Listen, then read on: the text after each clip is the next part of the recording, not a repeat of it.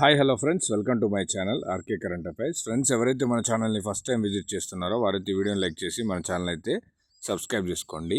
Pure సైన్స్కి సంబంధించిన పోస్టులు ఇక లేనట్టే అని చెప్పి న్యూస్ అయితే రావడం జరిగింది. కంప్యూటర్ సైన్స్ పోస్టుల వైపే సర్కారు మొగ్గు. డిగ్రీలో ప్యూర్ సైన్స్ కోర్సులను బోధించే లెక్చరర్ పోస్టులకు భర్తీ ఇక నుండి ఉండకపోవచ్చు. భవిష్యత్తులోనూ ఈ పోస్టులను భర్తీ చేసే అవకాశం కనిపించడం లేదు. ఈ కోర్సుల్లో విద్యార్థులు అంతంత మాత్రంగానే చేరుతుండడంతో కొత్త లెక్చరర్ల పోస్టుల భర్తీలో అధికారులు జాగ్రత్త తీసుకుంటున్నారు.